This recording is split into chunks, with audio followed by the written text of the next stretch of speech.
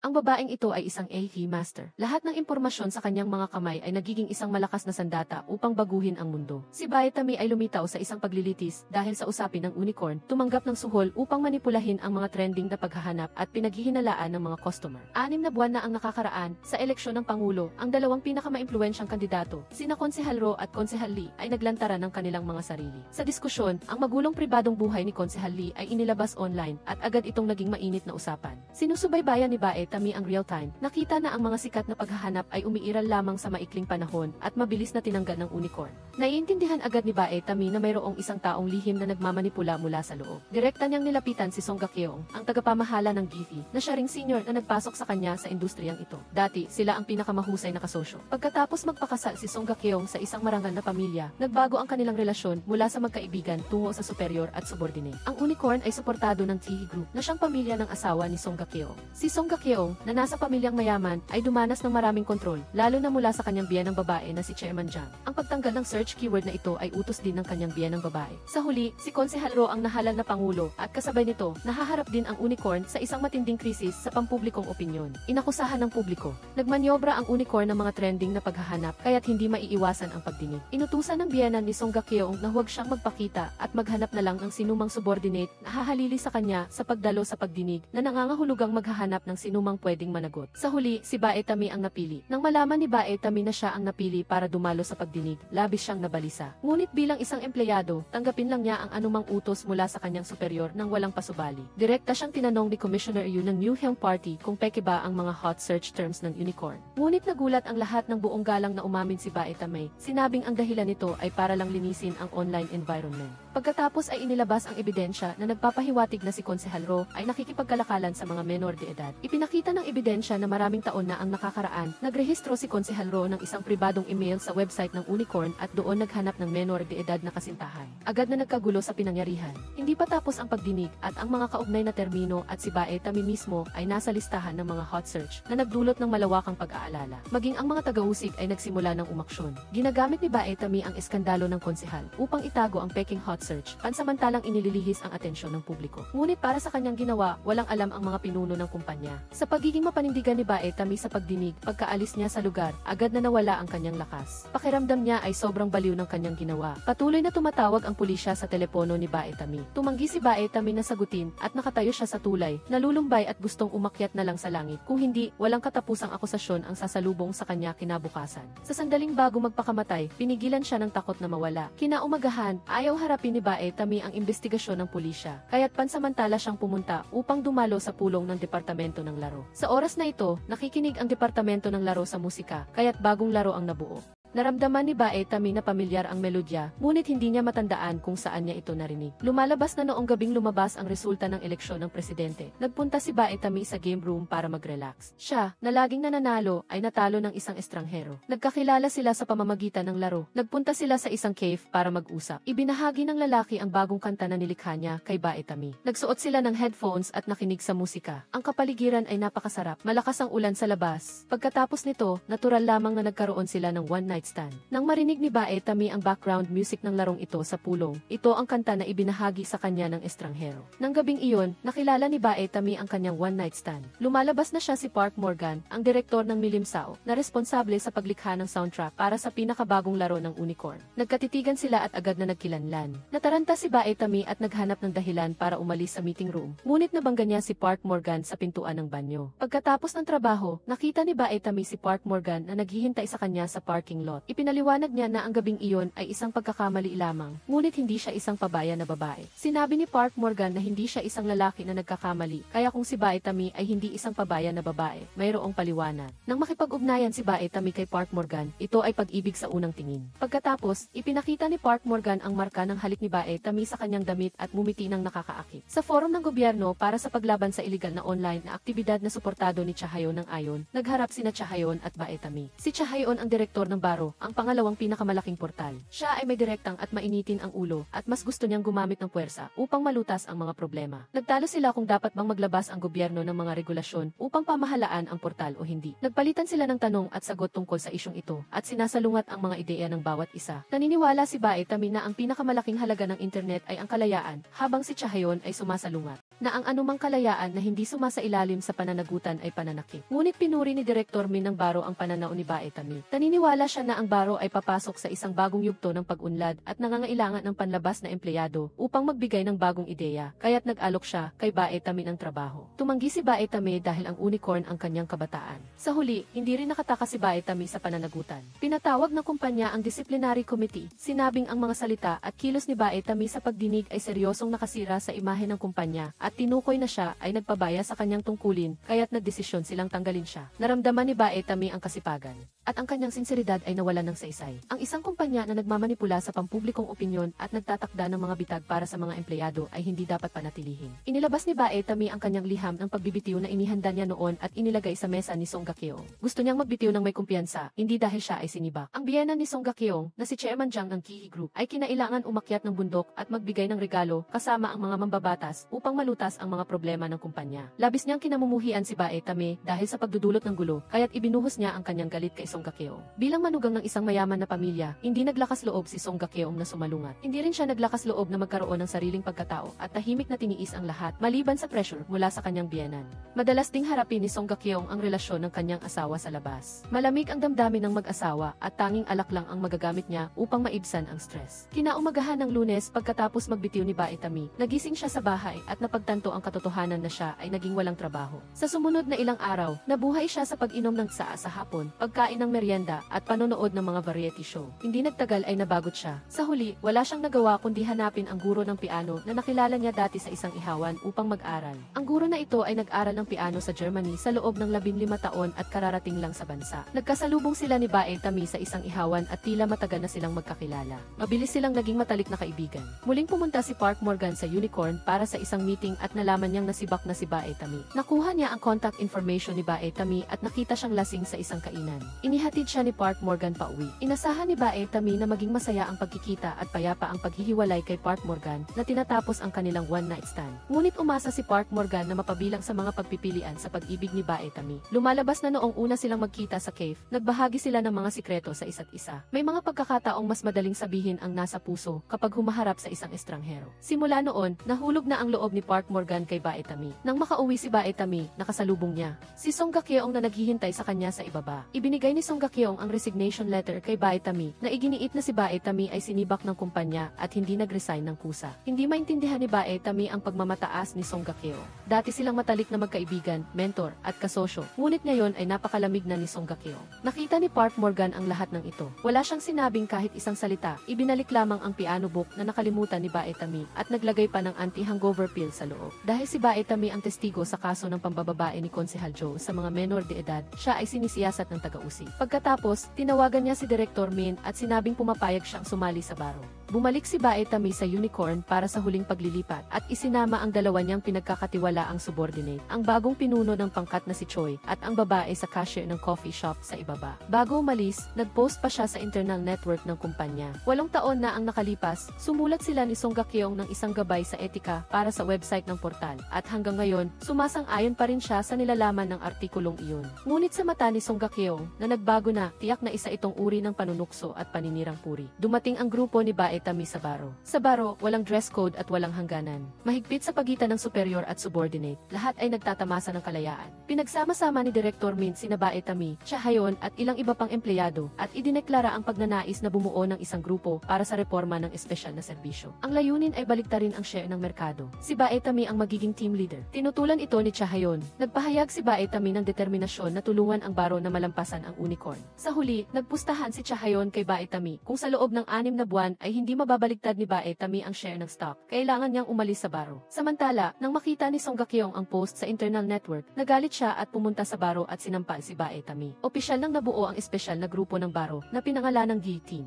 Ang mga miyembro ng grupo, maliban kay Baetami, kasama niya ang empleyado ng cave na si Ellie at ang pinuno ng team na si Choi na dinala niya. Kasama rin sina Chahayon, ang team leader ng consumer team na si Alex at ang team leader ng development team na si Jenny. Si Jenny ay isang hacker na minsan nang nag-hack sa Department of Transportation na nagdulot ng traffic paralysis at naging dahilan upang hindi makarating ang bus sa tamang oras. Ginawa niya ito para lang makasama ang lalaking gusto niya ng mas matagal. Ang bawat empleyado sa baro ay may sariling pangalan sa Ingles. Karaniwan silang gumagamit ng magalang na pananalita upang burahin ang mga hangganan ng trabaho. Hindi rin pinipilit ng kumpanya ang mga empleyado na lumahok sa mga party. Nang gabi gabing nabuo ang DZ team. Ang buong grupo ay kumain, ngunit wala si Chahayon. Nag-usap ang mga miyembro ng grupo tungkol kay Chahayon na may kasaysayan ng karahasan at mainitin ang ulo, hindi madaling galitin. Minsan, nakasalubong niya si Bingtay sa elevator. Agad siyang lumingon at pinaiyak si Bingtay. Kinailangan si Chahayon na maospital ng 12 linggo para gumaling. Nang marinig ito ni Baetami, nanginginig ang kanyang mga kamay. Nakasalubong ni Chahayon si Song Gakyong na naging senior niya mula noong high school. Sa mata ni Chahayon, si Song Gakyong ay isang idolo at huwaran.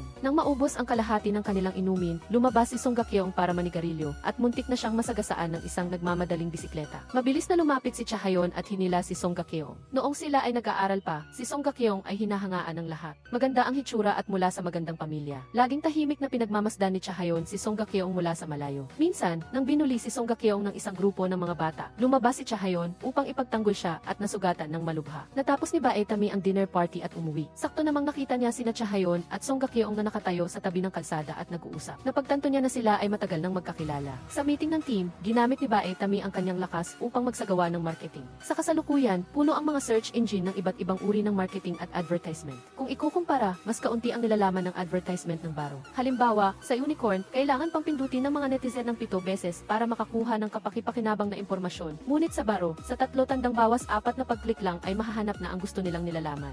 Ang kakaunting bilang ng mga ad ay ang pinakamalaking lakas ng baro. Mabilis na kumalat sa Unicorn ang balita tungkol sa pagtatatag ng isang espesyal na grupo sa baro. Naghinala si Baetami na mayroong espiya sa loob ng grupo. Sakto namang nag-vibrate ang telepono ni Chahayon. Lihim siyang umalis dala ang kanyang telepono. Bukod pa rito, nakita ni Baetami si Chahayon at Song Gakyong na magkasama kanina, kaya nagsimula siyang maghinala kay Chahayon. Iminungkahi ni Baetami ang paggawa ng comparative advertising gamit ang isang proactive na pag-atake upang simulan ang unang laban sa Unicorn. Inanyayahan din niya ang sikat na artista na si Han Minghee na mag-shoot ng commercial. Si Han Minghee ay isang waiter sa isang bar bago siya mag-debut at siya rin ay customer niya. Ayon sa nakaraang proseso ng trabaho, mula sa pagpaplano ng ad hanggang sa huling pagpapalabas, kailangan ng hindi bababa sa 4 na linggo. Nagpasya si Baetami na bilisan ang proseso at kailangang matapos sa loob ng 2 linggo. Biglang naglaho si Han Mingju. Bago ang araw ng filming ng ad, pansamantalang iniwan niya ang baro, ngunit pumirma ng kontrata sa Unicorn. Hindi na nakapag-adjust ang grupo sa schedule ng trabaho. Nagpasya si Baetami na ipagpatuloy ang pag-shoot at humanap ng babaeng modelo para palitan ang mga eksena ni Han Mingju. Nagmadali si Baetami sa pagpapasya na i-shoot ang commercial. Mabilis na nakuha ng Unicorn ang balita at kinuha ang tao na nagpapatunay na mayroong impormante sa baro. Naghinala si Baetami kay Chahayon, ngunit pinuna naman ni Chahayon si Baetami na masyadong mainipin.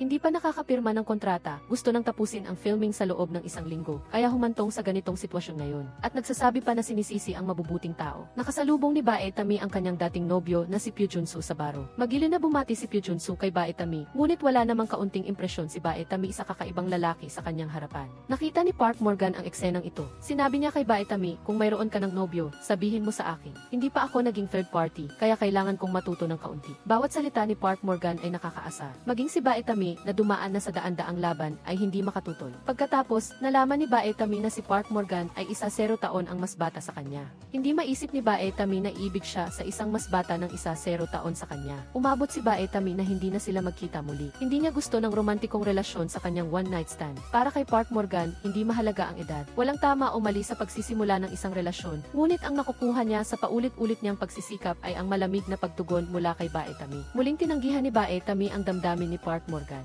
Ang kanyang pagmamahal ay nagpabigat sa loob ni Baetami. Isa pa, malapit na siyang magnegatibo 40 at hindi na niya kayang punuin ng mainit na pagmamahalan tulad ng mga kabataan. Sa huli, natapos na ng GA team ang commercial sa tamang oras. Matagumpay na ipinalabas sa mga istasyon ng telebisyon. Mabilis na nakakuha ng mainit na talakayan ang matalim na estilo ng ad. Ang slogan ng ad na, maaari kang maghanap sa baro, ay hindi umiwas sa pagtukoy sa Unicorn. 3 araw matapos ipalabas ang ad, tumaas ng 2.3% ang market share ng baro. Bagaman napatunayan na tama ang desisyon ni Baetami, hindi pa rin siya pinakinggan ni Chahayon. Sinabi ni Chahayon na palagi niyang sasalungatin ang mga ideya ni Baetami dahil sa isang epektibong grupo, kailangan ng isang taong nagbibigay ng matino at kritikal na pananaw. Naalala ni Baetami na minsang sinabi rin niya ang ganoong mga salita sa harapan ni Song Gakyong. Minsan, kapag pagod sa trabaho, pupunta si Baetami sa kanyang lihim na base para mag-relax. Sa sandaling ito, walang signal ang kanyang telepono, kaya hindi siya maaabala. Sa araw na iyon, nakilala niya ang kanyang kasamahan sa Unicorn. Nalaman niyang planong tanggalin ni Song Ga-keong ang music director ng game department na si Park Morgan. Akala ni Bae Tami na siya ang dahilan, kaya lubos siyang nagsisi at nangakong gagamitin niya ang kanyang personal na koneksyon para mabilis na tulungan si Park Morgan na makahanap ng bagong kontrata. Ngunit, akala ni Park Morgan, ang tanging magagawa ni Bae Tami para sa kanya ay ang sagutin ang tawag niya, sagutin ang kanyang mensahe, kumain at uminom kasama siya. Siya ay 28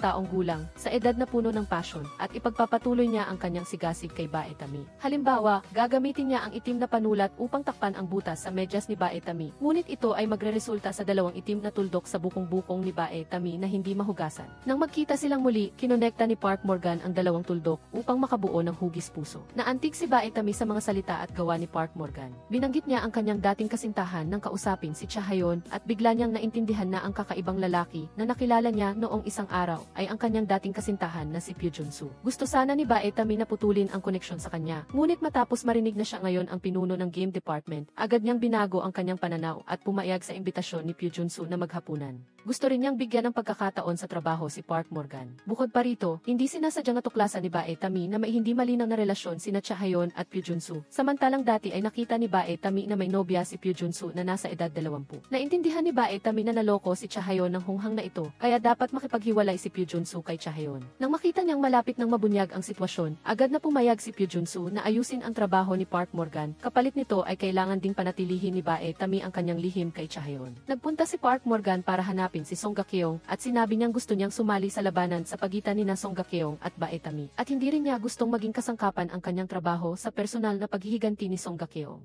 Bukod pa rito, sa mahalagang oras na naghahanda ang Unicorn para sa Gi, ang pagtatapos ng kontrata ay hindi magandang balita para sa Unicorn. Ang kanyang makatwiran at nararapat na saloobin na hindi mapagpakumbaba o mayabang ay sa wakas ay nakaantig kay Song Ga-keong. Patuloy na pinapanood ni Cha Hayon ang isang makalat na drama sa pamilya, Bakit Ganoon ang Biyenan? Agad siyang nagalit sa batang bida sa pelikula na umakit sa biyenan at partikular niyang hinanap ang pangalan ng aktor na si Seo Jae-won. Natanggap ni Park Morgan ang bagong imbitasyon sa trabaho at nakipagkita kay Pyo Junsu. Habang nasa pulong, nalaman niyang si Bae Tami ang nasa likod nito, kaya agad niyang idineklara ang kanyang pag-alis sa proyekto. Naiintindihan niya ang pakiramdam ng pagkakasala sa loob ni Bae Tami, ngunit ang pagkakataong makakuha ng trabaho sa pamamagitan ng i-backdoor ay nangangahulugang mawawala ng pagkakataon ang ibang mga koponan na makipagkumpetensya na hindi patas. Ang pinakamahalaga ay hindi siya handang tumanggap ng tulong mula sa dating kasintahan ni Bae Tami. Ang video ni Han Min-ju noong nagtatrabaho pa siya sa bar ay biglang naging trending topic. Sinusuportahan ni Cha Hayon ang pagtanggal ng search term na seryosong lumalabag sa privacy at personal na reputasyon. Maaari rin itong makasama sa mga kabataan. Ngunit naniniwala si Bae Tami na ang video ay hindi naglalaman ng anumang tunay na nilalaman at ang search term ay resulta ng paghahanap ng mga netizen, kaya may karapatan ang lahat na malaman.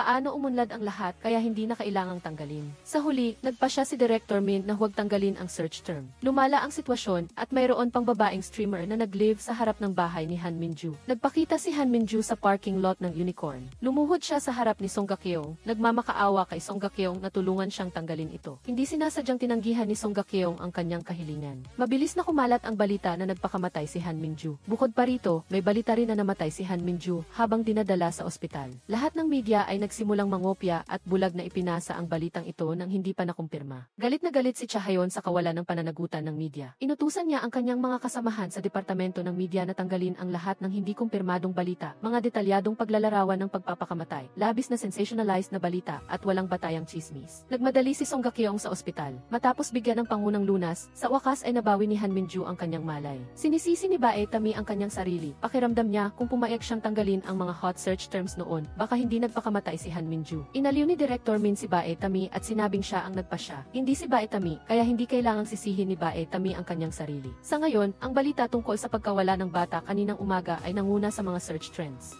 Natagpuan din siya sa istasyon ng gas. Nagdala si Team Leader Choi Gi-hee ng 2 tasa ng kape para aliwin si Bae Tami. Kung hindi ito naging trending topic kaninang umaga, hindi siya makikilala ng empleyado ng gasolinahan at hindi rin tatawag sa pulis ang bata. Kaya, kapakipakinabang pa rin ang trending topic. Sa gabi, habang nagtatrabaho si Bae Tami, nagsimulang tumunog ng baliw ang kanyang telepono sa mga mensahe. Hindi inaasahang naging real-time trending topic si Bae Tami. Lumalabas na ang taong nagpakalat ng balita ay isang senior employee ng isang sikat na portal. Kaya iniugnay ng lahat ang taong ito kay Bae Tami na naging sanhi ng walang humpay na kontrobersya kamakailan. Nagpunta si Park Morgan upang hanapin si Bae Tami na hindi alam ang gagawin. Sa puntong ito, dinala niya si Bae Tami sa isang tahimik na sulok. Hindi niya tinanong ang katotohanan, sa halip ay nagkwento siya ng mga nakakatawang kwento kay Bae Tami na nagbigay ng ginhawa kay Bae Tami. Sumang-ayon ang senior management ng Unicorn na huwag tanggalin ang hot search ni Bae Tami. Pinag-uusapan din ito ng baro sa loob. Lahat ay naniniwala na ang hot search ay lumalabag sa personal na karapatan ni Bae Tami kaya dapat itong tanggalin. Lalo na si Cha Hae-on, bagamat karaniwan silang madalas magtalo ni Bae Tami, sa pagkakataong ito ay nagpakita siya ng bihirang pag-aalala. Sa mismong sandaling ito, bumalik si Bae Tami bilang team leader. Hindi niya inaasahang bibigyan siya ng espesyal na pagtrato at hindi siya sumang-ayon na tanggalin ang hot search. Sa huli, si Director. Nagdesisyon si Director Min na huwag tanggalin ang hot search, ngunit tutulungan ng kumpanya si Bae Tami na linawin ang issue. Kahit hindi sumang-ayon ang ibang matataas na ehekutibo, naniniwala pa rin si Director Min na kung mali ang iskandalo ni Bae Tami, obligadong ipagtanggol ng kumpanya ang kanyang empleyado. Iminungkahi ni Director Min kay Bae Tami na magpahinga ng ilang araw. Ngunit ayaw ni Bae Tami na tumakas mula sa walang basehang akusasyon na ito at lalong ayaw niyang maapektuhan ang kanyang trabaho dahil dito. Kaya tinanggihan niya ang alok ni Director Min pagdating ng gabi. Punong-puno ng mga reporter ang ibaba ng bahay ni Bae Tami at marami ring hindi kilalang numero ang patuloy na tumatawag sa kanya. Nakita ito ni Park Morgan at agad na kinuha ang cellphone ni Bae Tami.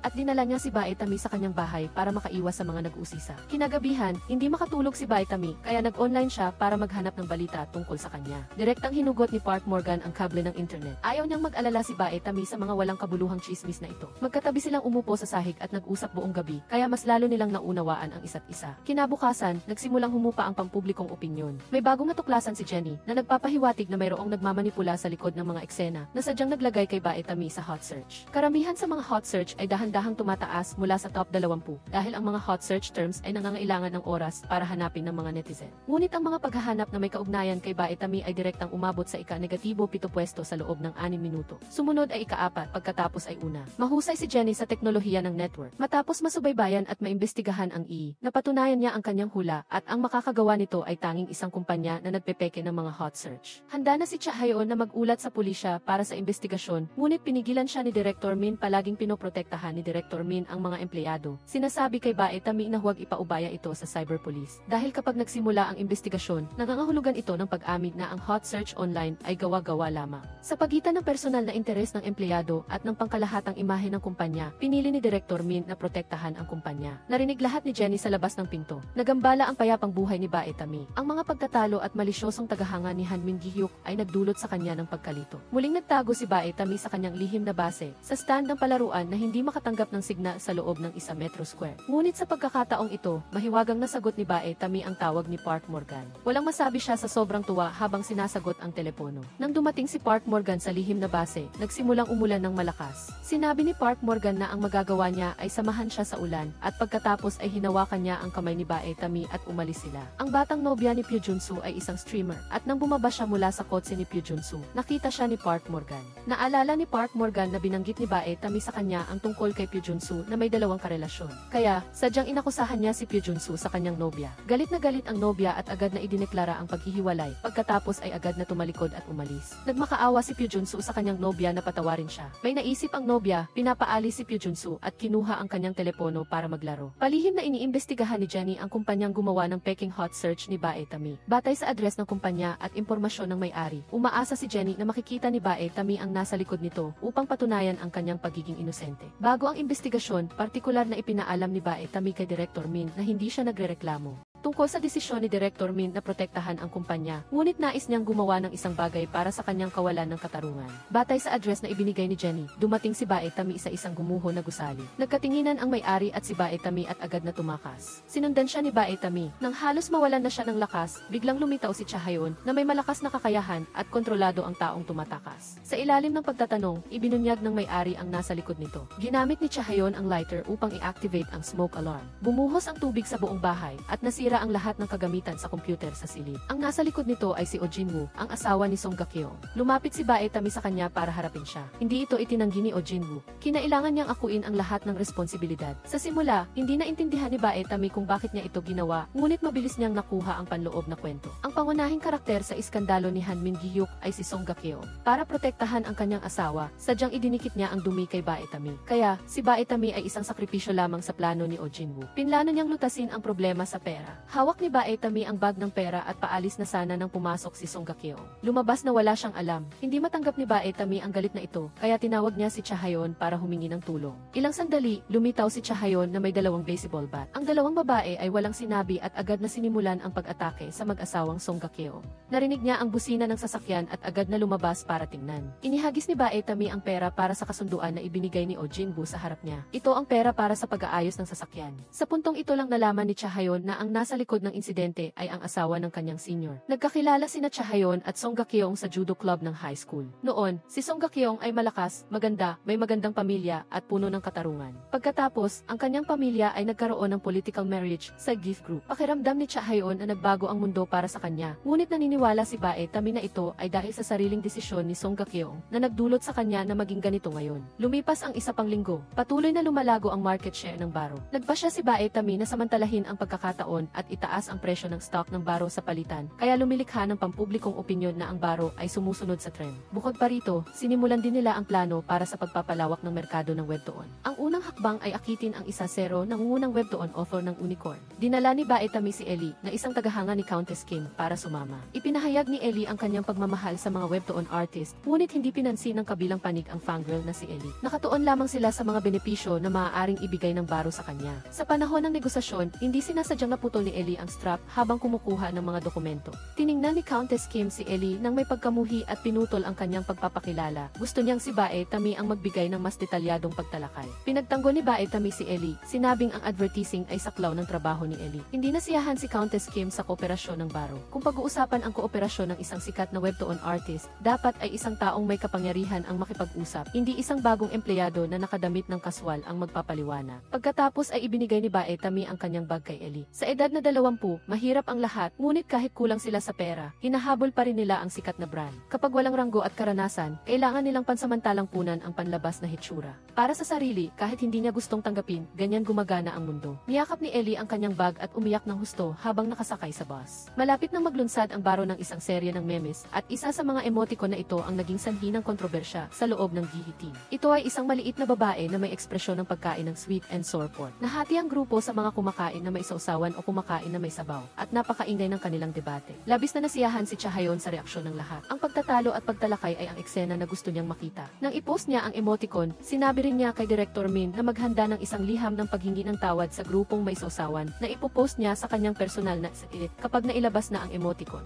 Tulad ng inaasahan niya, nagdulot ito ng mainit na talakayan online. Ngunit bago pa siya magtagal sa tuwa, ginamit ng nobya ni Pyo Junsu ang kanyang email upang magpadala ng email sa lahat ng empleyado ng baro. Inilantad ng email ang panloloko ni Pyo Junsu kay Cha-hayon. Laging niloloko si Cha-hayon, kaya ngayon lang niya nalaman ang tunay na pagkatao ni Pyo Junsu. Galit na galit siyang tumakbo sa game department at binugbog si Pyo Junsu. Isang brand ng laptop ang biglang sumikat at naging hot search. Ang brand na ito ay pag-aari ng EH Group. Dahil sa insidenteng ito, naapektuhan ang buong imahe ng EH Group. Galit na galit si Chairman Jang. Naniniwala siyang hindi pa natutukoy ang sanhi ng insidente kung ito ba ay dahil sa mahinang kalidad ng baterya o maling paggamit. At ang supplier ng baterya ng laptop ay ang kumpanya ng mga magulang ni Song Ga-keong. Partikular na pumunta ang dalawang matanda upang humingi ng tawad. Lubos silang nagpakumbaba sa harap ni Chairman Jang. Nagdala pa ang nanay ni Song Ga-keong ng kimchi na personal niyang ginawa. Si Park Morgan ay may problema sa trabaho kaya mag-isa siyang nangingisda upang makapag-relax. Sanay na si Bae Tami sa pagiging abala ng mga tao kaya inakala niyang naglalaro si Park Morgan ng hard to get. Nang malaman niyang nangingisda si Park Morgan sa dagat, nagpunta siya sa pantalan para hintayin si Park Morgan na bumalik mula sa dagat. Nang makita niya si Bae Tami, umupo ang dalawa sa tabi ng dagat at nag-usap. Sa huli, inamin din ni Bae Tami na si Park Morgan ay isang bihirang tao para sa kanya na makapagpapahintulot sa kanya na maglaan ng oras mula sa kanyang abalang trabaho para magmaneho ng 2 oras dito at hintayin siya. Matapos ang pag-amin, nagkasama ang dalawa sa isang silid, nakaupo ng magkaharap habang umiinom ng beer. Inilabas ni Bae Tami ang kanyang mahina na bahagi na ikinatuwa ni Park Morgan at lalo pang nagpadama ng pagmamahal sa kanya. Patuloy na iniinda ni Cha-hayon ang issue ni Pyo Junsu na may dalawang karelasyon. Ang pinakababahala niya ay hindi ang pagtataksil, kundi ang batang nobya ni Pyo Junsu na nagsabing sa email na si Cha-hayon ang ikatlong partido. Galit na tinawagan ni Cha-hayon si Bae Tami at inaya ang batang nobya ni Pyo Junsu na makipagkita. Patuloy silang nagtalo kung sino ang tunay na pangunahing bida. Hindi nagtagumpay si Cha-hayon, sa halip nang magbayad sila, nilibak pa siya ng batang nobya bilang ordinaryong empleyado. Pauwi na si Bae Tami nang makatanggap siya ng balita na naghahapon hapunan ang mga webtoon artist ng Unicorn sa isang restaurant. Nagmadali silang dalawa sa restaurant at umupo sa katabing mesa para makinig. Habang kumakain, kinuwestiyon ni Countess Kim ang otor na si Godori. Lumalabas na dating estudyante ni Countess Kim si Godori at ninakaw ng kanyang guro ang kanyang ideya. Matapos umalis si Godori para magtrabaho, patuloy siyang inapi ni Countess Kim. Matapos ang hapunan,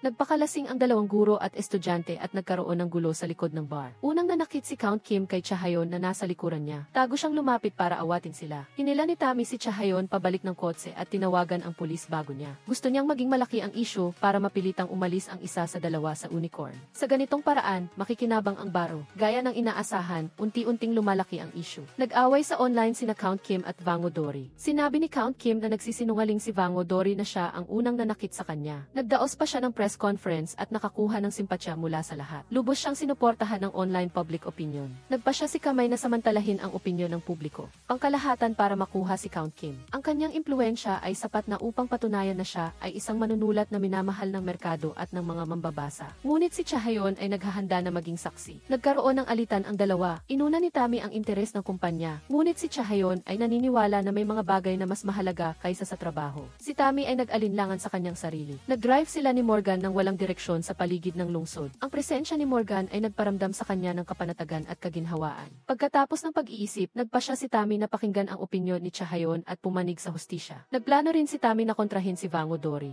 Ang pinakabagong episode ng Bakit Ganoon ang Biyenan na nagpaparami ng interes ng baro ay tungkol sa isang asawang babae na nagbuntis ngunit hindi masaya ang asawa. Sinabi ng asawa sa kanyang asawa na siya ay bao. Si Chahayon ay nabigla sa takbo ng kwento at naging interesado kay Seo Jae-hwan, ang aktor na gumanap sa papel ng asawa. Ngunit hindi niya mahanap ang anumang impormasyon tungkol sa kanya. Hindi nagtagal, habang si Chahayon ay gumagawa ng isang matapang na aksyon sa kalsada, itinumba niya ang tumatakas na magnanakaw at pagkatapos ay inawat ang tao. Pagkatapos ng ilang sandali, nalaman niyang nag-shoot pala ng pelikula ang lalaki. Ang lalaking sinaktan niya ay si Seo Jae-hwan. Si Seo Jae-hwan ay naospital dahil sa pinsala sa kanyang paa. Nahiya si Chahayon kaya palagi siyang nasa tabi ni Seo Jae-hwan. Tiyak na si Seo Jae-hwan sa totoong buhay ay ganap na kabaligtaran ng masama at mayabang na karakter niya sa pelikula. Siya ay mabait, mapagpakumbaba at magalang. Ngunit tila hindi maganda ang takbo ng kanyang trabaho. Wala siyang ahensya o manager at gumagamit pa rin ng flip phone. Nagpakilala si Chahayon bilang fan niya at inilipat si Seo Jae-hwan sa isang pribadong kwarto.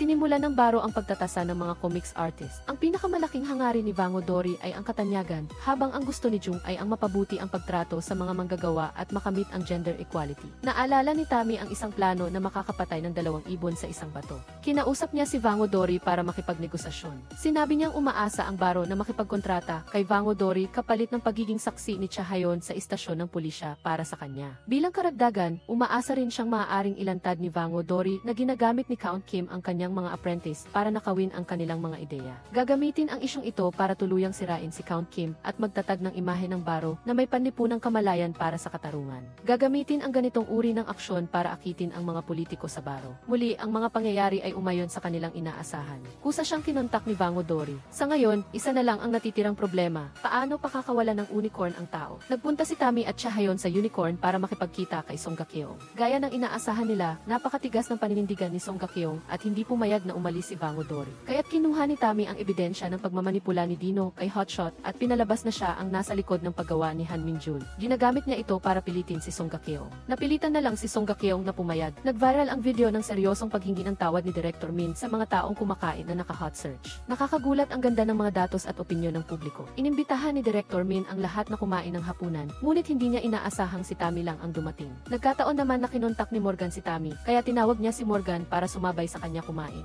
Nagpakilala siya kay Director Min agad na nakita ni Director Min ang relasyon ng dalawa. Nang tanungin niya kung may balak silang magpakasal, magkasalungat ang sagot ng dalawa. Nais ni Morgan na magpakasal, ngunit mas gusto ni Tommy ang buhay mag-isa. Naghiwalay din sila ng kanyang dating kasintahan dahil sa parehong dahilan. Sa isyong ito, magkaiba ang paninindigan ng dalawa. Sana ay pag-isipan itong mabuti ni Tommy. Ang Baro Street View ay hindi sinasadyang nakunan ang pangangalunya ng isang lalaki. Pagkatapos makita ito ng kanyang asawa, agad siyang nakipaghiwalay sa lalaki. Dahil dito, humingi ang lalaki ng kabayaran mula sa baro at nagbabanta na magdemanda kung hindi. Ayaw ni Tammy na makipagkompromiso. Ayaw niyang lumikha ng isang president para sa ganitong uri ng sitwasyon. Ngunit sa panahon na sumisikat ang baro, tila mas maganda ang maging responsable para sa imahe ng baro. Batay sa payo ng legal team ng Team 5, kahit na maabot sa korte ang kaso, napakababa ng posibilidad na magbayad ng danyos. Kaya't sa huli, nagpasya si Tammy na huwag magbayad ng danyos. Matapos idemanda ng lalaking nangaliwa ang baro, biglang tumaas ang trapiko ng baro. Tila lahat ng ito ay ayon sa inaasahan ni Tammy. Nang makita ni Tammy na lumaki na ang issue, nagkunwari siyang nagbago ang isip at nakipagnegosasyon sa lalaking nangaliwa. Ngunit ang benepisyaryo ng kabayaran sa kontrata ay ang asawa ng lalaking nangaliwa. Dahil ang asawa ang tunay na biktima ng buong sitwasyon, ang lalaking nangaliwa ay dapat managot sa kanyang ginawa. Galit na galit ang lalaki. Hinamon siya ni Tammy na magsampa ng kaso laban sa baro ng walang takot. Dumalo si Oh Jin-woo sa isang karera. Nandoon din si Song Ga-keong. Nakipaglaro siya sa kanya bilang isang huwarang mag-asawa. Ang hindi alam ni Song Ga-keong ay kahit na ang kanilang pag-aasawa ay isang political alliance, si Oh Jin-woo ay talagang nagmamalasakit sa kanya. Sa tuwing may kailangan siya, tinutulungan siya ni Oh Jin-woo ng walang pasubali. Si Oh Jin-woo ay pumunta pa upang makita si Han Min-jul pagkatapos siyang ma-discharge sa ospital at sinabi sa kanya na manatili sa tabi ni Song Ga-keong upang aliwin at suportahan siya. Nakipagkita si Chairman Jang sa presidente sa Blue House. Ang kasalukuyang presidente ay si Representative Seul na nanalo sa eleksyon sa episode 1. Nais ni Chairman Jang na mapansin ng presidente na hindi nasiyahan sa patuloy na paninira ng oposisyon sa naghaharing partido. Sinabi ng presidente kay Chairman Jang na gamitin ang praktikal na aksyon para patunayan ang kanyang katapatan. Kaya, nagpakalat si Chairman Jang ng balita tungkol sa pakikiapid ni Representative Lee mula sa oposisyon at inutusan si Song Ga-keong na ilagay ito sa homepage ng Unicorn upang talunin ang kampo ni Representative Lee. At sa gayon ay makuha ang pabor ng presidente. Ayaw ni Song Ga-keong na kontrolin ng kanyang biyenan ang Unicorn na itinatag niya. Ginamit niya ang matatag na saloobin upang sabihin kay Chairman Jang na iba na ang panahon at ang paggawa ng peking balita sa online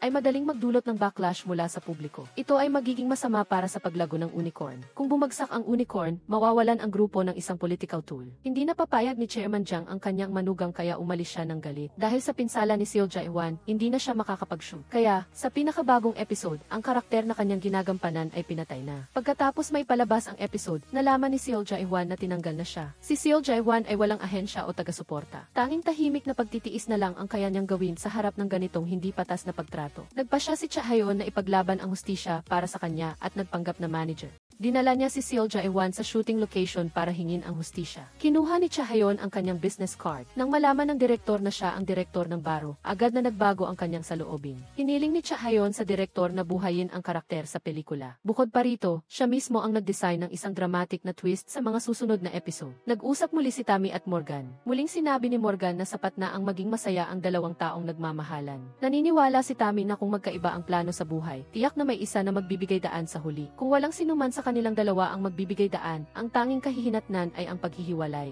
Umaasa si Tammy na hindi sinasayang ni Morgan ang kanyang oras. Kung gusto niyang magpakasal, dapat siyang maghanap ng babae na may kaparehong ideya para makipag-date. Gusto ni Morgan ng isang masayang pagtatapos kay Tammy. Pagkatapos niyang sunduin si Tammy mula sa trabaho, dinala niya ito sa lugar kung saan sila unang nagkita. Pagkatapos ay inanyayahan niya si Tammy na uminom. Ang lahat ay tulad noong una silang nagkita. Nang matapos ang date, seryosong nagpaalam si Morgan kay Tammy at umalis. Nanatiling nakatayo si Tammy sa parehong lugar ng matagal. Nalaman niyang gusto pa rin niya si Morgan. Hinabol niya at hinarang si Morgan sa elevator. Handa na siyang umalis. Lumabas si Morgan sa elevator at hinalikan si Tammy. Nag-aalinlangan si Tammy sa pagitan ng rasyon at emosyon. Sa huli ay nagpa siya na makinig sa kanyang puso at pinigilan si Morgan. Naghalikan sila sa pintuan ng elevator. Kinabukasan, magkasama silang nagising sa bahay ni Tammy. Uminom sila ng alak at pinanood ang ulan sa bahay ni Tammy. Sinabi ni Tammy kay Morgan na kahit maghiwalay sila sa huli, mag-enjoy siya sa sandaling ito. Mahigpit siyang niyakap ni Morgan. Nagsimula silang dalawa sa isang romantikong relasyon. Sa sandaling nakuha ni Tammy ang pag-ibig na gusto niya, umunlad din ang kanyang karera. Ang market share ng baro ay patuloy na lumalaki at 1.7% na lang ang layo nila sa Unicorn. Pagkatapos tapusin ni Seo Jae-hwan ang shooting para sa Bakit Ganoon ang Biyenan, wala na siyang natanggap na alok sa trabaho at napilitang tumakbo sa iba't ibang lugar para sa maliliit na papel. Pagkatapos ng kaso ng lalaking nangaliwa, ni-upgrade ng baro ang street view system nito. Ang bawat tao na nakunan ay nakablur, maging ang maliliit na mukha ng hayop. Nagpunta si Seo Jae-hwan para hanapin si Cha Hayon sa gitna ng ulan dahil sa insidenteng ito. Ang aso ni Seo Jae-hwan ay nawala 1 taon na ang nakalilipas. Pagkatapos mamatay ng aso, hindi sinasadyang natuklasan ni Seo Jae-hwan na nakunan ng baro street view ang eksena nilang magkasama. Ito ang huling larawan nilang magkasama. Ito ay naging emosyonal na suporta para kay Cha Hayon sa nakaraang taon. Ngunit pagkatapos ng upgrade ng teknolohiya ng baro, nabura ang mukha ng aso. Nang marinig ang kanyang kwento, tinulungan siya ni Cha Hayon na i-unblur ang larawan ng aso. Nananghalian si Song Ga-keong kasama ang kanyang pamilya sa kanyang biyenan. Dahil mas gusto ni Oh Jin-woo ang mga pelikula kaysa sa pamamahala ng kumpanya, hindi siya nakikilahok sa pamamahala ng grupo. Isang kamag-anak ang nagpaparinig sa hapagkainan na si Oh Jin-woo ay walang kakayahan kaya siya ay isinantabi ng grupo. Pagkatapos ng hapunan, nagmamadaling pumasok si Song Ga-keong sa banyo, hinawakan ang buhok ng kamag-anak at binalaan siya na huwag magsabi ng mga walang kwentang bagay. Pagkatapos ay nagdao si Song Ga-keong ng isang press conference nang hindi ipinapaalam sa iba pang mga ekutibo ng kumpanya. Humingi siya ng tawad sa harap ng lahat. Inihayag niya na ang dahilan kung bakit nasa hot search si Tammy ay dahil may nagmamanipula sa likod ng mga eksena. Sa oras na iyon, hindi lang nasa hot search ng unicorn si Tammy, kundi pati na rin sa hot search ng Baro. Ang pahayag ni Song Ga-keong ay parang hindi direktang pag-amid na ang hot search ng Baro ay minamanipula din ang tanging ebidensya na makakapagpatunay na malinis ang Baro ay ang ebidensya na hinanap ni Oh Jin-woo ang isang profesional na kumpanya para manipulahin at siraan si Tammy. Ngayon ay nasa kamay na ni Song Ga-keong ang ebidensya na ito. Pagkatapos mangyari ito, agad na naging sentro ng kontrobersya ang Baro. Ang market share ay nagsimulang bumagsak. Sinabi ni Director Min na siya ang nagdesisyon na itago ang bagay na ito noon, kaya siya rin ang bahala sa paglutas nito sa pagkakataong ito. Ang aksyon ni Song Ga-keong ay hindi sinuportahan ng mga senior executives ng kumpanya. Narinig niya ang matatalas na salita mula sa kinatawan ng unicorn. Samantala, mabigat ang loob ni Tammy habang papunta siya sa secret base. Para makita si Song Ga-keong na nagpapahinga rin dito. Nag-away ang dating seniors at juniors. Dahil kay Song Ga-keong at Oh Jin-woo, patuloy na nasa hot search si Tammy. Ang kanyang pribadong buhay at mga kapamilya ay pinag-usapan ng publiko. Ang senior Song Ga-keong na dating nirerespeto niya ay tila hindi na talaga maibabalik. Dinala ni Morgan si Tammy sa aquarium para mag-relax at pagkatapos ay dinala siya sa kanyang bahay para pansamantalang iwasan ang kaguluhan. Nagbigay si Morgan ng malaking ginhawa at pakiramdam ng seguridad kay Tammy. Tinipon ni Director Min ang board of directors. Inamin niya na kahit alam niyang minamanipula ang hot search, hindi niya ito napigilan sa tamang oras at hinayaang lumala ang sitwasyon. Sinabi ni Director Min na siya ang mananagot sa lahat ng responsibilidad. Sa pagitan ng personal na reputasyon at reputasyon ng Baro, pinili niya ang reputasyon ng Baro. Sa huli, nagpa siya si Director Min na mag-resign. Sinubukan ni Tammy at Chahayon na pigilan siya, ngunit matatag na ang desisyon ni Director Min, ipinagkatiwala niya ang Baro sa kanilang dalawa at pagkatapos ay umalis ng may pagmamalaki. Ang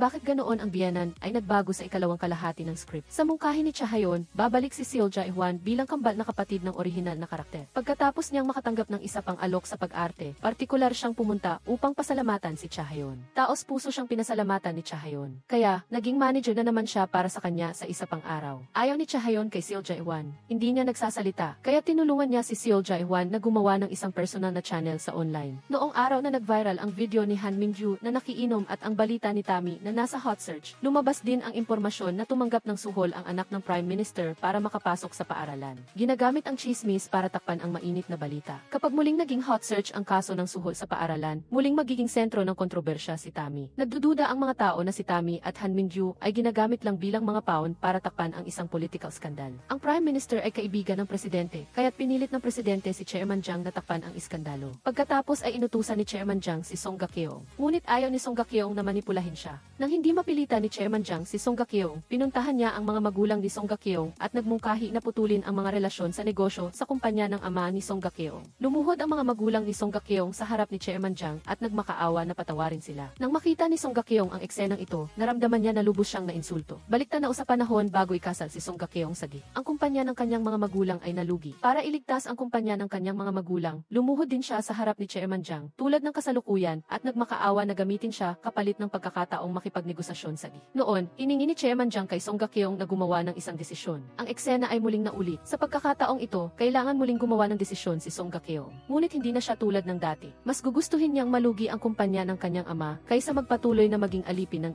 Nagmungkahi pa siyang makipaghiwalay kay Oh Jin-woo. Sa huli, sinabi ni Song Ga-keong ang matagal nang nasa isip niya. Ngunit sa halip na gumaan ang kanyang pakiramdam, lalo siyang nalungkot. Palaging nasa tabi niya si Oh Jin-woo. Dinala niya siya sa isang bakanting bahay. Ang code ng pinto ay ang kaarawan ni Song Ga-keong. Nang marinig niyang gusto niyang makipaghiwalay, hindi nagalit si Oh Jin-woo. Nakita niya ang lahat ng galit na dinanas ni Song Ga-keong. Kaya't sa pagkakataong ito, gagawin niya ang lahat para tulungan si Song Ga-keong. Pumayag siyang makipaghiwalay. Ngunit mariing tumuto si Chairman Jiang. Tinitingnan ni Chairman Jiang si Song Ga-keong bilang kanyang personal na ari-arian. Si Oh Jin-woo, sabi niya ay gusto niyang makipaghiwalay kay Song Ga-keong dahil gusto niyang protektahan si Song Ga-keong at ayaw niyang maranasan pa ang anumang kawalan ng katarungan mula sa pamilyang ito. Nakatanggap si Tammy ng paalala na kaarawan ni Morgan ngayon. Bumili siya ng cake at pumunta sa kumpanya ni Morgan para hanapin siya. Nang makita siya ng mga kasamahan ni Morgan, mataktikang sinabi nila kay Tammy na hindi magandang araw ang araw na ito para magdiwang. dahil dalawa ang kaarawan ni Morgan. Ayaw niya sa kaarawan na ito. Mabilis na nahulaan ni Tammy na ang kasalukuyang mga magulang ni Morgan ay marahil hindi niya tunay na magulang. Hindi nais umalis ng mga empleyado ng baro na nag-resign na si Director Min. Panandali ang pinanatili ng board ang kanyang posisyon at hindi siya pinalitan. Nakita ni Tammy ang kawalang focus ng kanyang mga miyembro ng koponan sa trabaho, kaya nagpasya siyang makipag-usap ng personal sa bawat empleyado. Habang nakikipag-usap kay Alex, nalaman ni Tammy na inalok siya ng unicorn ng mataas na taunang sahod at posisyon. Sa labas, nagpakita si Tammy ng pagiging mapagbigay. Sinabi niya kay Alex na normal lang ang paglipat ng trabaho. Ang likas na katangian ng tao ay lumipat sa isang lugar na may mas magandang kondisyon, kaya hindi siya dapat magkaroon ng psychological burden. Ngunit sa loob, medyo nabahala si Tammy. Naghanap siya kay Chahayon para uminom at magreklamo. Matapos siyang uminom ng labis, magsisimula na naman ang pagtatalo ng dalawa. Si Bae Tammy ay sadyang ipinagmalaki kay Chahayon na mayroon na siyang kasintahan, ikaw wala. Dahil sa inggit, tinawagan ni Chahayon si Seo Jae-hwan para sunduin siya. Nang marinig ni Seo Jae-hwan na kailangan niyang magpanggap na kasintahan ni Chahayon, hindi niya maitago ang kagalakan sa kanyang mukha. Para malinlang si Bae Tammy, nagsanay muna silang dalawa sa kanilang script. Inilarawan ni Chahayon ang karanasan mula sa pagkikita hanggang sa pag-ibig para maiwasan ang pagkabunyag. Ngunit, sa harap ni Bae Tammy, hindi sumunod si Seo Jae-hwan sa script. Lahat ay tungkol sa tunay na kwento niya at ni Chahayon. Natigilan si Chahayon, iniuwi ni Park Morgan si Bae Tammy na lasing. Ginawa ni Bae Tammy na dahilan ang kalasingan at tinanong si Park Morgan kung bakit hindi niya sinasabi ang kanyang malungkot na kwento. Sa sandaling ito, ibinunyag ni Park Morgan ang lihim na nakatago sa kanyang puso. Lumabas na 2 araw bago ang kanyang kaarawan ay ang araw na siya ay natagpuan sa harap ng ampunan. Bagamat inabandona ng kanyang mga magulang, lumaki si Park Morgan na puno ng pagmamahal mula sa kanyang mga magulang na umampon sa kanya. Ito rin ay isang karanasan na naging dahilan upang mas maghangad ng kaligayahan si Park Morgan.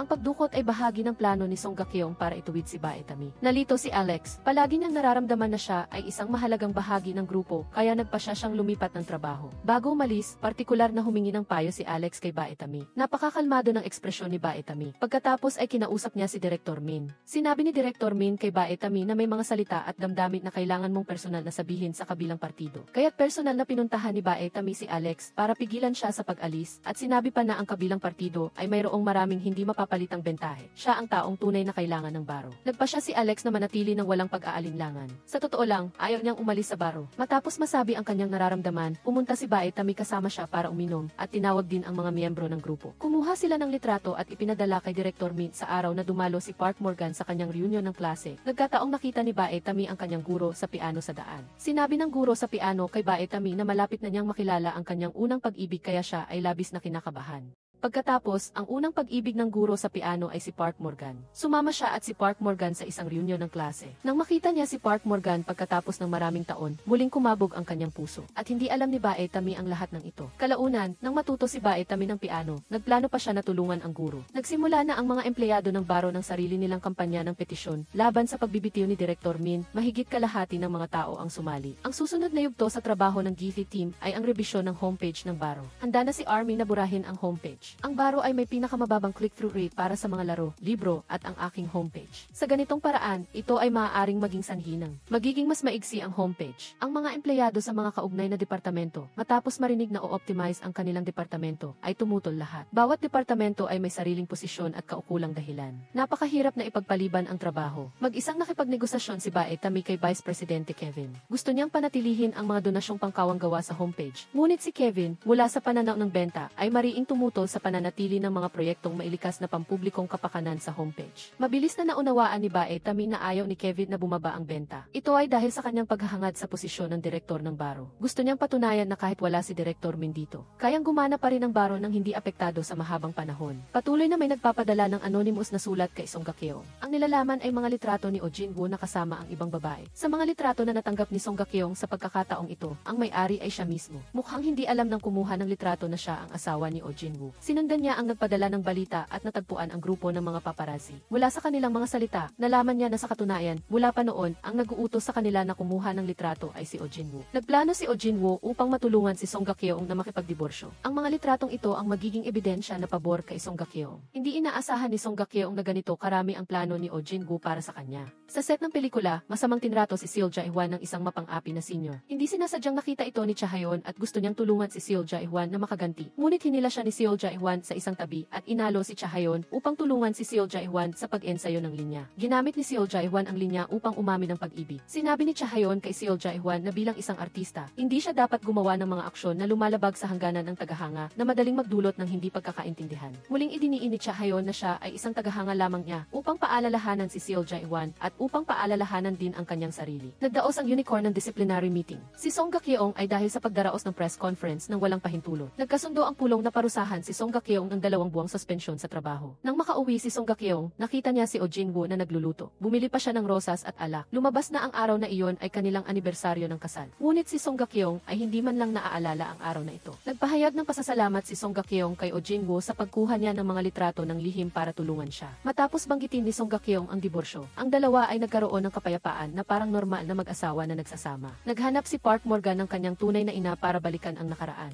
Habang nag-uusap sila, kailangan ng kanyang ina na lumabas sandali, iniwan ang kanyang cellphone sa mesa ni Park Morgan. Nakita ni Park Morgan ang isang numero na nakasab bilang Ki-anak na tumatawag sa kanya. Pagkatapos ay tinawagan niya ang numero ng kanyang ina at ang kanyang pangalan na lumabas sa telepono ay estudyante Park Morgan lamang. Malungkot na malungkot si Park Morgan kaya't nagpahinga siya kay Bae Tami, ngunit hindi siya nagreklamo. Sa halip, naintindihan niya ang sitwasyon na noong bata pa ang kanyang ina, hindi niya naintindihan ang mga bagay at isinilang siya. Naunawaan ni Bae Tami ang lahat ng kanyang damdamin na nagpalipat-lipat kay Park Morgan. Ang rating ng pelikulang Bakit Ganito ang Biyenan ay tumataas. Masaya si Cha Hayon para kay Seo Jae-hwan. Partikular na bumili si Seo Jae-hwan ng bag upang ipahayag ang kanyang pasasalamat kay Cha Hayon. Muling idiniin ni Cha Hayon na siya ay tagahanga lamang at kailangan niyang panatilihin ang distansya mula sa mga celebrity sa harap niya. Ngunit nang makita niya na may sasakyan si Seo Jae-hwan na sumusundo sa kanya, hindi niya maiwasang makaramdam ng kaunting pagkalito. Ang karapatang-ari ng serya ng drama na malapit nang ipalabas ng Unicorn ay lumampas na sa orihinal na panahon ng paggamit. Sa una, hindi maipalabas ang drama ayon sa plano. O kaya, sinusubaybayan pala ni Bae Tami ang proyektong ito. Pinuntahan ni Song Gak-yeong si Bae Tami at sinabing gusto niyang suriin ang nakaraang email ng trabaho ni Bae Tami. Naalala ni Bae Tami na kinumpirma na niya at ng kabilang kumpanya ang panahon ng paggamit. Ngayon na nagkaroon ng problema, malinaw na ang kabilang kumpanya ang dapat na magresolba nito. Kinontra ni Song Gak-yeong si Bae Tami na hindi nito ginawa ng maayos ang handover. Naramdaman ni Bae Tami na walang dahilan si Song Gak-yeong sa pagtatanong sa kanya. Muling nagkaroon ng pagtatalo ang dalawa. Nakita ito ni Cha Hayon. Hindi maunawaan ni Cha Hayon ang kapatid na babae na palaging malumanay at mapagbigay sa kanyang paningin. Bakit ngayon ay napaka-agresibo niya at mapanakit sa kapwa? Tulad ng nangyari noong high school, kung kailan hinila niya si Song Gak-yeong na binubuli. Kinakalkula ng GC team na alisin ang dalawang item na may pinakamaliit na epekto sa kita, ang laro at ang aking personal na pahina at kasabay nito, baguhin ang listahan ng mga trending na tagumpay sa isang umiikot na tuon. Ang mga sikat na paghahanap na orihinal na kumakain ng mas maraming espasyo sa pahina ay kukuha na lamang ng isang linya ng espasyo pagkatapos ng pag-optimize. Ang karagdagang espasyo ay maaaring gamitin para sa advertising, nalilikha ng kita para sa baro. Bukod pa rito, direktang iminungkahi ni Kevin na gambalain ang serbisyo ng aking personal na pahina. Ang personal na homepage ay dating pinakaprominenteng tampok ng baro, ngunit ngayon ay luma na ito.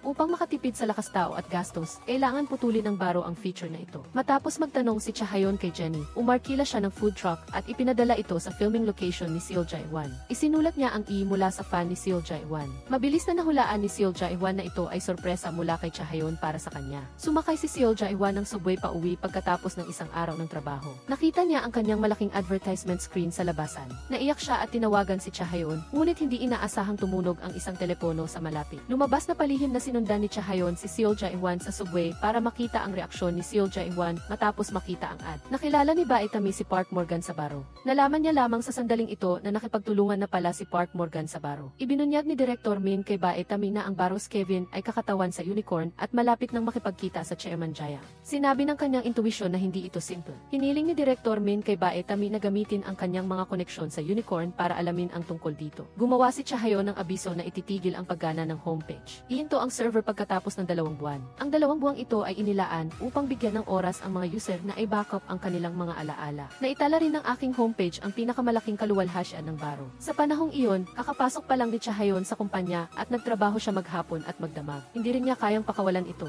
Na parang natapos na ang kanyang panahon, ngunit sa huli ay kailangan pa ring magpaalam sa nakaraan. Matapos ipahayag ang biglang pagdami ng mga bisita sa baro, naging hot search din ito. Matapos makita ni Song Gak-yeong ang anunsyo, pinuntahan niya si Cha Hayon. Alam niya ang damdamin ni Cha Chahayon tungkol dito, kaya nag-aalala siya na bababa ang mood ni Chahayon. Sinabi ni Chahayon kay Song Ga-keong, kahit na nagbago na si Song Ga-keong, hindi niya kailanman kinasusuklaman siya. Sa huli, nagpa siya si Bae Tami na pirmahan ang pahintulot na bigyan si Song Ga-keong ng karapatan na suriin ang kanyang mga email. Bilang kapalit, kailangan ni Song Ga-keong na tulungan si Bae Tami na alamin ang tungkol sa pagpupulong ni Kevin kay Chairman Jayang. Lihim na ibinigay ni Oh Jin-woo kay Song Ga-keong ang mas maraming ari-arian sa mga magulang ng kanyang asawa. Kasama na ang apartment, cash at stocks. Ang mga ari-arian na ito ay sapat na para tustusan ang mga gastusin ng kanyang mga biyenan sa natitirang bahagi ng kanilang buhay. Sinabi rin niya sa kanila na huwag sabihin kay Song Ga-keong. Nag-shopping si Bae Tami at Park Morgan ang hindi sinasadya silang makita ang tunay na ina ni Park Morgan. Dahil wala pa siyang planong magpakasal at para hindi maging awkward sa ina ng kabilang partido, hindi kinilala ni Bae Tami ang kanyang pagkakakilanlan.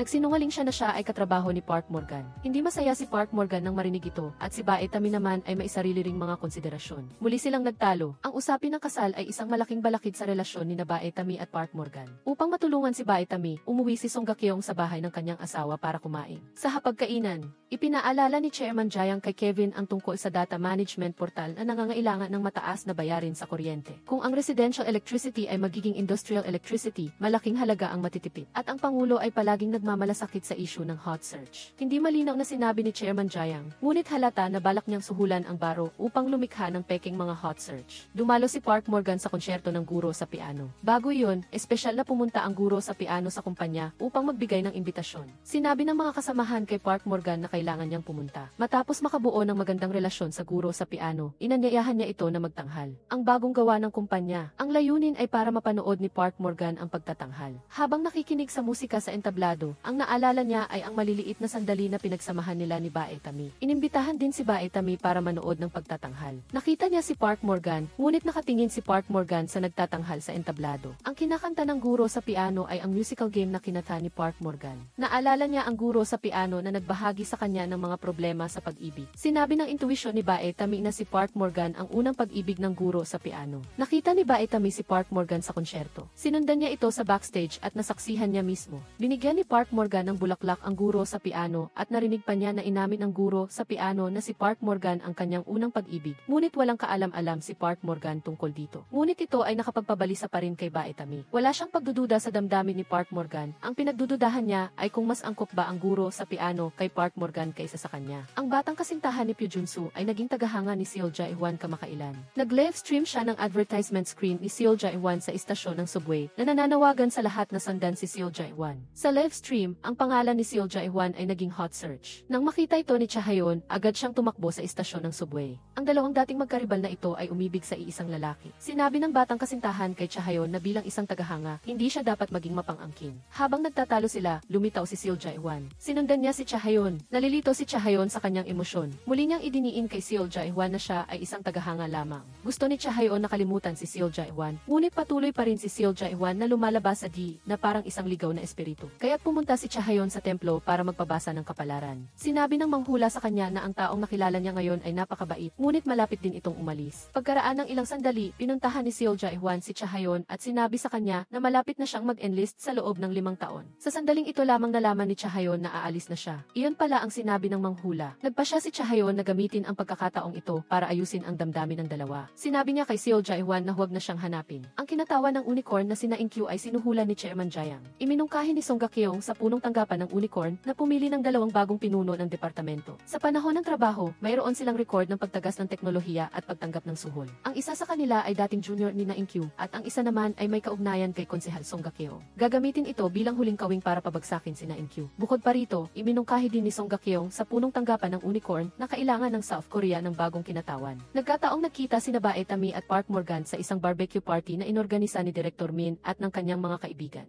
Hindi nila alam na darating ang isa't isa. Nang makita nilang magkakilala sila, tinanong ng kaibigan ni Director Min ang tungkol sa kanilang relasyon. Dati, hindi masaya si Park Morgan dahil itinago ni Bae Tami ang kanilang relasyon. Ngunit sa pagkakataong ito, maluwag sa loob niyang inamin na si Park Morgan ay kanyang kasintahan. Halatang medyo nagulat si Park Morgan sa madaling pag-amin ni Bae Tami. Hating gabi, lumabas si Park Morgan para hanapin si Bae Tami na naglalakad. Sinabi niya kay Bae Tami na kahit na magkaiba sila ng pananaw sa kasal, totoo ang kanilang damdamin. Ano man ang mangyari sa hinaharap, sigurado siya sa sa bukas. Sinabi rin niya kay Baetami na anumang problema, sabihin sa kanya at huwag itago sa loob upang maiwasan ang hindi pagkakaintindihan. Kaya naman sinabi ni Baetami sa kanya ang mahal kita. Lumabas si Ellie at Team Leader Choi para magtrabaho. Nakakita si Ellie ng advertisement paper na nakadikit sa likod ng upuan sa bus. Nakakuha si Ellie ng inspirasyon at nagmungkahi na payagan ang mga user na hiramin ang pangunahing espasyo ng ad sa homepage ng Baro. Gagamitin ito bilang isang kampanya upang maakit ang mga user sa Baro. Nagkaisa ang buong koponan na aprubahan ang ideyang ito. Sinabi ng guro sa piano kay Baetami na malapit na siyang magtrabaho kasama ang kanyang unang pag-ibig. Ayaw niyang magkamali na siya ay isang tao na umiibig lang ng panandalian at hindi nagpapakasal. Kaya naman, naghanda siya na maging seryoso ng kaunti sa harap ng kanyang dating pag-ibig. Ngunit ang mga salitang ito ay sinabi ng hindi sinasadya. Ang tagapakinig ay may puso. Lumabas na ang panloob na kwento na narinig ni Song Ga-kyung sa hapunan noong nakaraang araw ay ang hangarin ng Pangulo na baguhin ang mga regulasyon ng hot search. Kapag humiling ang gobyerno, ang mga portal site ay maaaring makipagtulungan upang burahin ang mga hot search. Kung maipasa ang batas na ito, kailangan ng dalawang website, ang Unicorn at ang Baro, na makipagnegosasyon. Sa kasalukuyan, si Song Ga-kyung ay sinuspinde mula sa kanyang posisyon at nagbitiw si Director Min, walang sinuman ang makakapigil dito. Kaya naman, umaasa si Song Ga-kyung na makakabalik si Director Min upang pangasiwaan ang sitwasyon. Sa kabilang banda, itinatago ni Kevin sa ibang empleyado ang kanyang pag-uutos sa pinuno ng hot search team na baguhin ang mga patakaran ng hot search. Naramdaman ng team leader na may mali sa bagay na ito, kaya't humingi siya ng tulong kay Baetami. Nagpa siya sina Baetami at Chahayon na gumamit ng matinding hakbang upang pigilan ito. Kinabukasan, hinarang ang dalawa si Kevin sa harap ng kumpanya. Habang naghaharap ang dalawang panig, bumalik si Director Min at idineklara na opisyal na siyang bumalik sa kanyang posisyon. Kasabay nito, sa isang high-level meeting ng Unicorn, biglang sumugod ang mga tao mula sa punong tanggapan. Sa dahilan na ang pagkuha ng empleyado ni Na-in-Q ay hindi sumusunod sa regulasyon, agad nilang tinanggal siya sa trabaho. Si Song Ga-kyung ay itinalaga bilang bagong kinatawan ng kumpanya. Opisyal na naging kinatawan ng Unicorn si Song Ga-kyung. Bumalik si Director Min sa kanyang posisyon. Pareho silang tumanggi na pirmahan ang mga tuntunin ng pagbabago.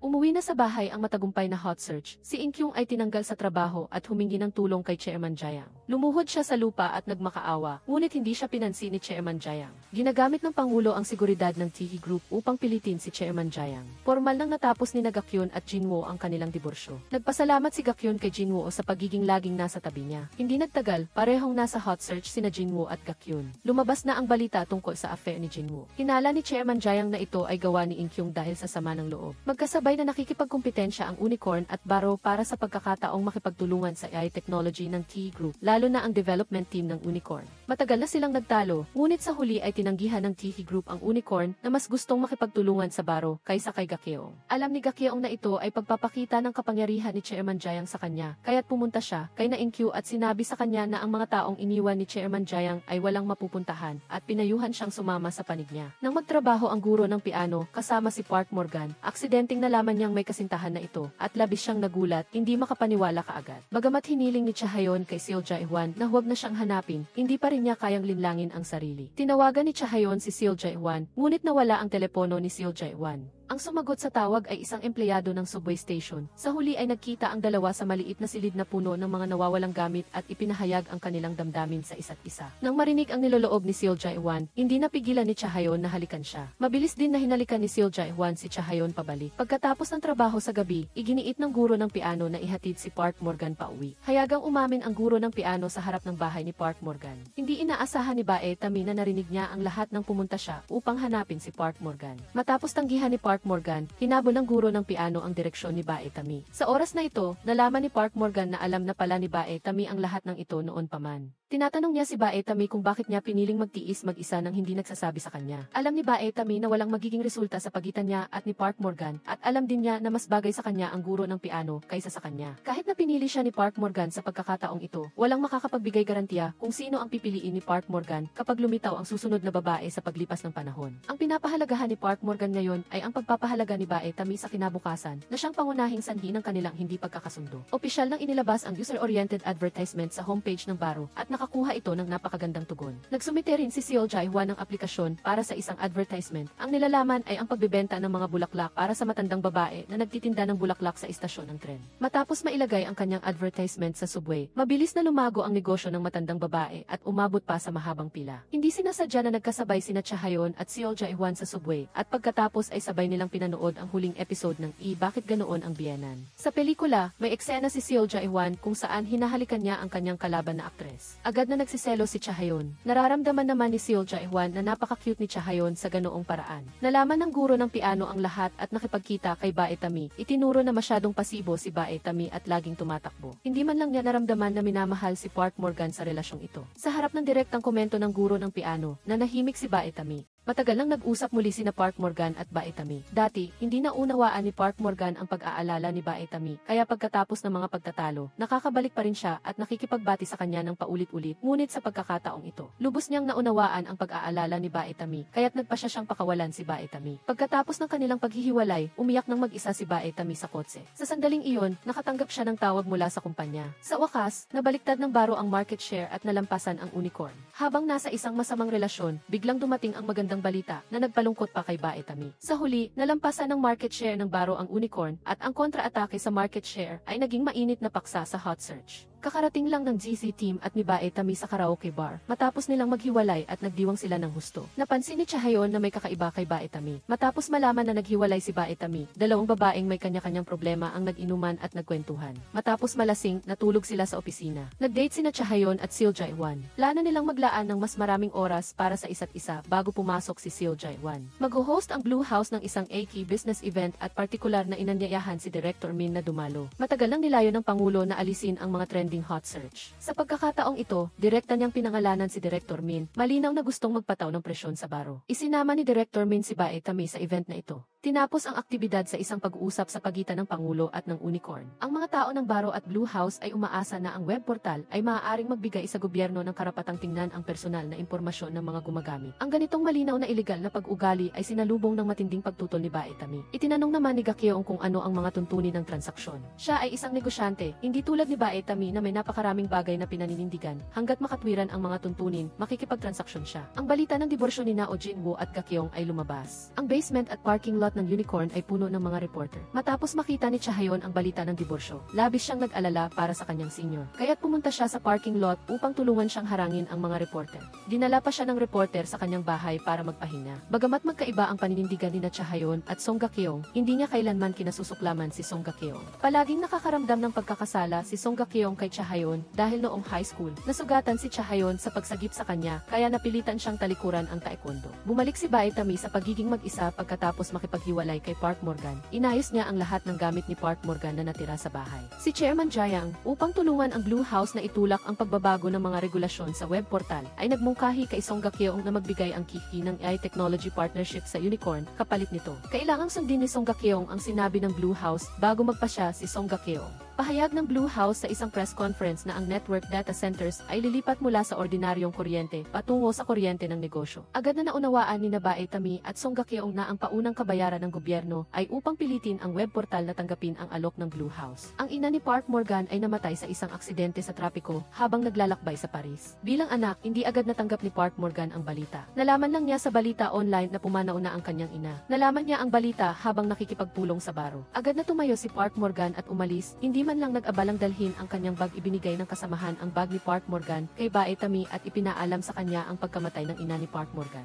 Nagulat din si Bae Tami at inabot pa ng ilang sandali bago siya nakapag-react. Agad niyang hinanap si Park Morgan. Bata pa ang ina ni Park Morgan nang ipanganak siya. Hindi kayang panagutan si Park Morgan, kaya't iniwan niya ito. Nang maglaon, nag-asawa siyang muli at hindi nila alam ang pag-ira ni Park Morgan. Nang dumating si Park Morgan sa punerarya, nakatayo sa loob ng punerarya ang kasalukuyang asawa ng kanyang ina at ang kanyang nakababatang kapatid na ipinanganak ng maglaon. Nag-atubili siyang tumayo sa pintuan, hindi naglakas loob na pumasok. Sa oras na ito, lumapit si Bae Tami at dinala si Park Morgan sa loob upang bisitahin ang kanyang ina. Napakakomplikado ng damdamin ni Park Morgan para sa kanyang ina. Mahal niya at galit siya. Pakiramdam niya ay puro pinsala lang ang idinulot ng kanyang ina sa kanya at mas mabuti pa sana kung hindi na lang siya ipinanganak. Ngunit ang hindi niya maitatanggi ay may damdamin siya sa kanyang ina mula sa kanyang dugo. Niyakap ni Bae Tami si Park Morgan na hindi alam ang gagawin. Ang asawa ng kanyang ina ay matagal nang alam ang pag-ira ni Park Morgan. Nahanap niya si Park Morgan Jae-won at sinabi sa kanya na nang maglakbay ang kanyang ina sa Paris, maingat siyang pumili ng maraming regalo para kay Park Morgan sa bawat edad at bumili pa nga ng regalo para kay Bae Tami. Ang naiwang sulat ng kanyang ina ay naglalaman ng mga hindi niya nagawang obligasyon sa kanya. Labis siyang nagsisisi, ngunit mahal niya si Park Morgan. Sa harap ng huling regalong ito, napaiyak si Park Morgan ng husto. Sa araw ng pagpasok ni Seo Jae-won, dumating si Cha Hae-yeon upang magpaalam sa kanya. Hindi inaasahang sabay na pumasok si Han Min-yoo at Seo Jae-won. Ang mga reporter at media ay naroroon sa pinangyarihan.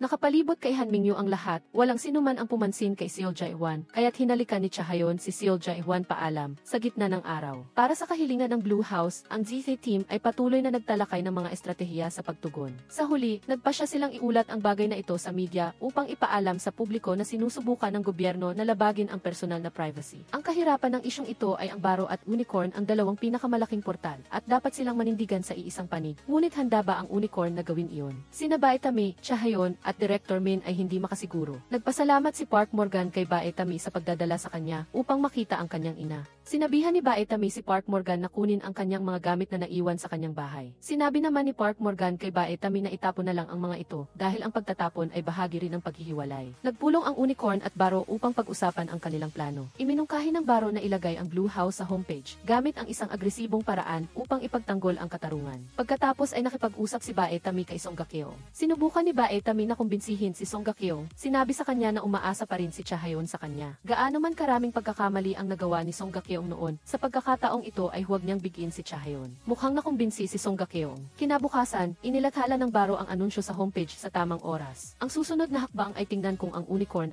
ay tutuparin ang kanilang pangako. Parang isang sugal. Pagdating ng takdang oras, ang pinakamahusay na paraan ay ang patuloy na mag-reload. Sa wakas, pagkatapos ng ilang minutong pagkaantala, nakita rin ang katulad na abiso na naipost sa homepage ng Unicorn. Binasa ni Bae Tami, sa ngalan ni Director Min, ang etikal na patakaran ng web portal sa press conference ng Baro. Kasabay nito, nagsalita din si Cha Hae-yeon sa Network Self-Regulation Policy Seminar. Nagsalita si Song Ga-keong ng katulad na pahayag sa press conference ng Unicorn. Sa pagkakataong ito, sa wakas ay pinili ni Song Ga-keong ang panig ng katarungan. Walang sinuman sa Unicorn High Council ang nakakaalam na gagawin ito ni Song Ga-keong. Ito ay isang desisyon na ginawa niya ng mag-isa. Sa kabila ng lahat ng paghihirap, pagkatapos basahin ang lahat, biglang inanunsyo ni Song Ga-keong ang kanyang pagbibitiw bilang kinatawan. Ang dahilan ay sa panahon ng kanyang panunungkulan sa Unicorn, nilabag din niya ang desisyon na ito, kaya kailangan niyang panagutan ito. Binanggit ni Brian ang panahon ng halala ng Pangulo, kung kailan tinulungan ng Unicorn ang kandidato na tanggalin ang hot search. Bukod pa rito, may mga partidong pampulitika na nasa likod nito, at nariyan din si Chairman Jayang at ang Key Group. Tinanong si Song Ga-keong kung bakit siya nagbitiw. Ang Unicorn ay ang lahat para sa kanya, na itinatag niya. Bihira si Song Ga-keong na maging ganoon kasaya. Sumagot siya na kapag nawala ang lahat, pakiramdam niya ay nasa kanya na ang lahat. Nagdaos ng press conference ang Pangulo. Ililipat ang responsibilidad sa mga leader ng politika, at kasabay nito, ipinahayag na magsasagawa ng masusing investigasyon sa pandaraya sa hot search ng Unicorn noong halalan. Natatakot si Chairman Jayang na baka sirain siya ni Song Ga-keong kung magagalit ito, kaya binigyan niya ito ng tiket sa eroplano, umaasang aalis ito at lalayo sa gulo. Nagkunwari pa siyang susuportahan ang pangarap ni Song Ga-keong, ngunit ngayon ay hindi na kayang lunukin ni Song Ga-keong ang kanyang galit. Direkta niyang pinunit ang tiket. Inimbitahan ni Oh Jin-woo si Song Ga-keong na maghapunan, at habang binabati si Song Ga-keong, nag-propose din siya. Sinubukan na nilang dalawa ang kasal at diborsyo. Tanging pag-ibig lang ang hindi pa nila nasusubukan.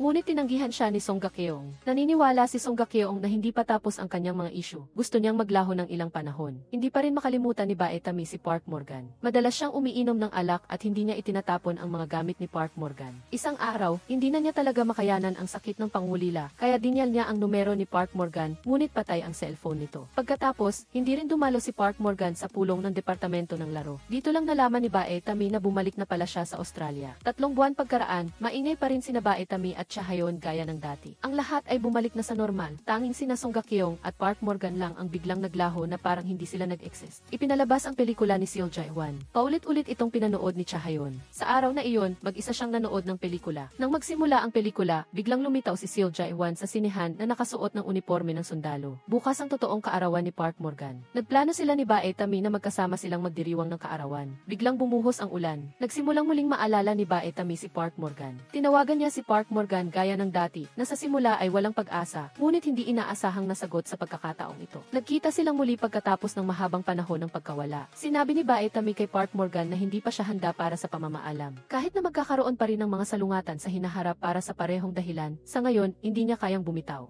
ay pagmamahal. Niyakap ng mahigpit ni Park Morgan si Bae Tami. Nagsimula na ang pagdinig sa kaso ng pandaraya sa hotshot gaya ng inaasahan. Wala si Song Gakyeong sa pinangyarihan, ngunit lumabas siya sa live telecast. Inamin niya na nasa ilalim siya ng pressure ni Chairman Jayang, kaya't marami siyang beses na nagtanggal ng hotshot noon. Sa pangkalahatang halalan, naglabas din siya ng mga maling pahayag tungkol sa mga kandidato na may magandang ugnayan kay Chairman Jayang. Na-upload na ni Song Gakyeong ang lahat ng nakuhang ebidensya sa isang web link. Hanggat hahanapin ng publiko ang kaugnay na nilalaman sa search bar, makikita nila ang link at ang mga ebidensyang ito. Nakuha ni Song Gakyeong mula kay Na In-kyu. Lubos ding hindi nasisiyahan si Na In-kyu kay Chairman Jayang, kaya't matagal na niyang kinokolekta ang mga ebidensyang ito. Nais patunayan ni Song Gakyeong na walang sinuman ang may karapatang makalimutan sa internet. Matapos ayusin ang lahat, umalis si Song Gakyeong ng mayabang. Dumating sina Chahayon at Bae Tami sakay ng isang napakaastig na convertible sports car upang sunduin siya sa labasan. Pagkatapos, umalis silang tatlo sakay ng kotse. Dito nagtatapos ang pelikula. Maraming salamat sa inyong patuloy na suporta. Magkita-kita tayo sa mga susunod na video sa channel.